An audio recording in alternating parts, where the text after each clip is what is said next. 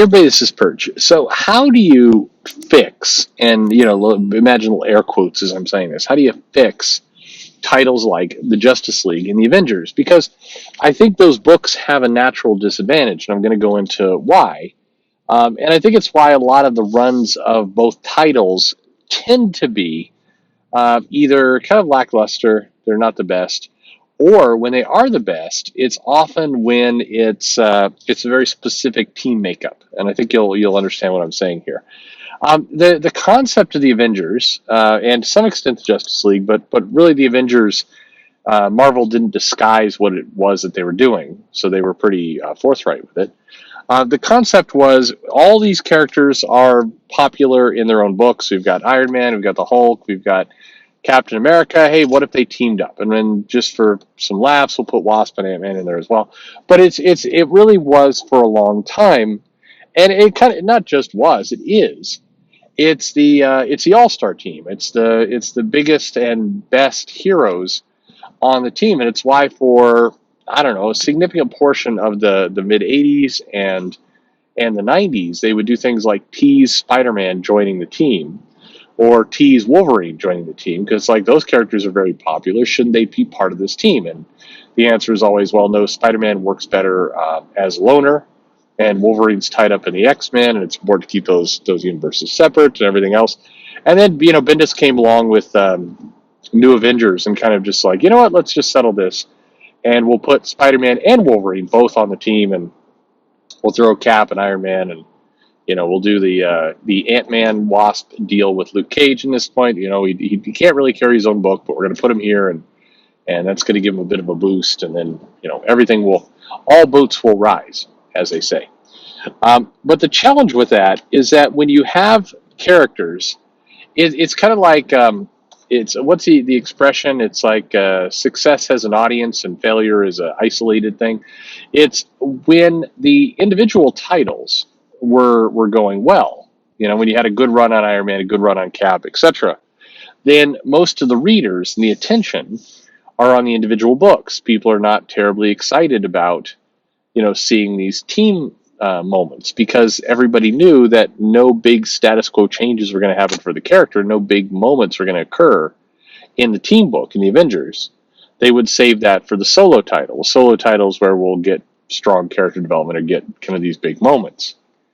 But the opposite, when the individual books are failing, it's the character seems it's kind of against its conceit. It's suddenly this doesn't feel like a team of the best and the brightest because Iron Man's book sucks or Captain America is boring right now or whatever it happens to be. Those characters they get really very little of the benefit. When you're a major character, you have your own title, your own kind of selling thing. You get none of the benefit of being in the team book of assembling, and all of the failures when the team book's doing or when the solo book's doing poorly, it kind of washes off on you.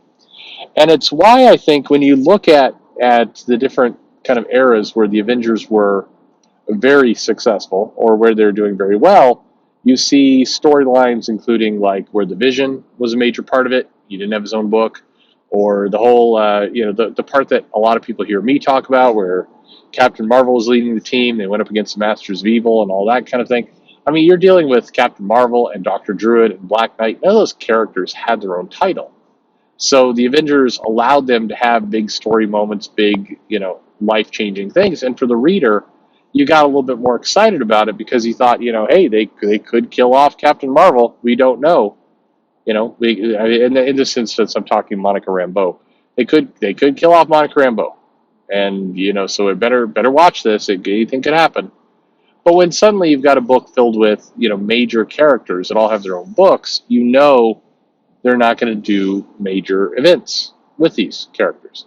And I've been talking about the Avengers, but the Justice League falls into this as well. And it's another reason why some of the best loved, best remembered runs from the Justice League were ones where, maybe it's more comedy era where you had Blue Beetle and Booster Gold and Fire and Ice. Okay, all those characters are relatively, they don't have their own solo books or relatively unknown.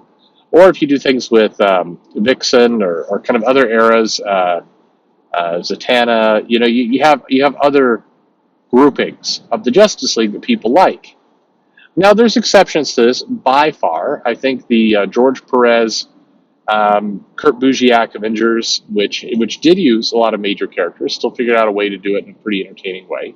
But even there with that run, note they were putting a lot of drama behind like Marvel Boy and Firestar, and they were doing things with Miss Marvel at the time. This is pre, Captain Marvel gets to be the most important character in the entire universe, and everybody loves her, and she's got her own solo books that relaunched 5 times. It's all before that, and that worked. And it worked because, yes, the major characters being used, but they created a lot of interest and drama around the ones that were maybe a little riskier, or there wasn't as much exposure on. So changes could happen. With Justice League, I mean, you had Grant Morrison take over. You had various eras of the Justice League where it clicked and where it worked. But you'll notice that, like, even when you get bigger writers, like you get Scott Snyder came in and did the Justice League, and you've got Superman there and Wonder Woman and Batman. You get the major characters. Even there, they're fighting the totality, and they've got they're wrestling Lex Luthor over a doorknob, and kind of all these other pieces.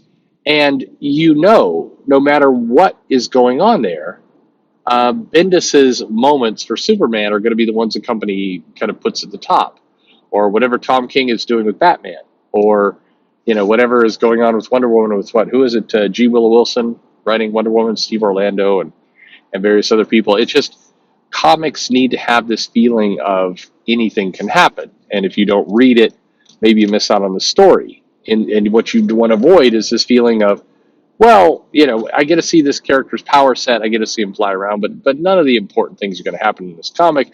That will be reserved for another comic. And this becomes a problem with both titles. Now, kind of, as I promised, the answer to how to solve this is in how people have solved it before. You make sure that you at least spare some of the dramatic tension and some of the anything could happen for the characters where anything could actually happen.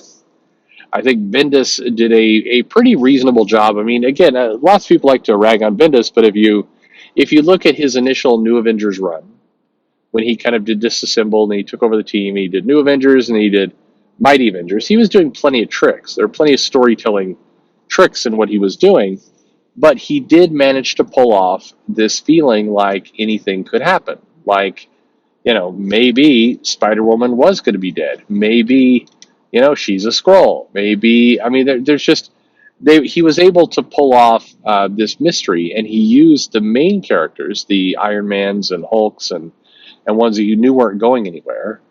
Not Hulk, I guess, but Captain America and Iron Man, for sure. And he let them be the witnesses to this danger. So you go ahead and you put Echo or Luke Cage or somebody like that in a dire situation, a Sentry, somebody who, as a reader, could get killed. I mean, it could happen. And you let the Iron Man and Captain America characters be observers. You let them look at this and go, oh man, I can't believe this isn't happening. And they get to be the voice of the fan, basically. It's a sleight of hand trick. And to his credit, I think Bendis did it quite well until he kind of tipped his own hand, and then everybody knew what he was doing. It took a lot of tension away, and part of what makes Bendis work is tension. And if you lose that, then you start to lose quite a bit. But that is the challenge with the Avengers and the Justice League as books. It's hard to simultaneously deliver on the message of, this is a really important book. You've got to read it. It's this is the best of the best all in one team. The threats are going to be big. The action is going to be huge, and anything can happen. When not anything can happen. It's hard to balance that. I think you hype up the fact that this is your premier superhero team. You've got to leave yourself some room, again, like they have, and like history has shown us, where you throw in Vixen, you throw in Black Lightning, you throw in Red Tornado, you throw in some of these characters that are recognizable, but you could kill them. You could conceive a storyline where they would die at least for 5 issues, and that increases the fact that you've got this team that is not just kind of bumbling around, cannot be stopped. The ratings killer, as they used to say on TV, was the perfect show. And what they mean by that was, of course, you want a very good show, you want a perfect show, but if you get like nothing but the best actors, the best screenwriters, the best everything, the best, and you just put out a flawless show, well, number one, there's nowhere for it to go but down, and number two, people start to almost want to pick at that. They want to find the flaw. People don't like being told this is the best. It never gets any better than this. They want to try and dismantle it. That's what happens. But overall, the Avengers, I think the Avengers and Justice League both, but particularly the Avengers right now, it is absolutely stuck in a very weird rut where it's got, look, there's Black Panther, there's Iron Man, there's Captain America, there's Captain Marvel. We got and he's trying to do the same thing. We got a Ghost Rider in there that, in theory could be killed but won't be. We've got Blade, who in theory could be killed but won't be.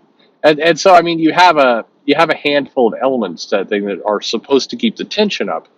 But when you've got, your major characters who are all running their own solo books, and you've got like two, inclusive characters, they're not going to kill off the exclusive character, the inclusive characters. They're not going to kill off, Robbie Ghost Rider.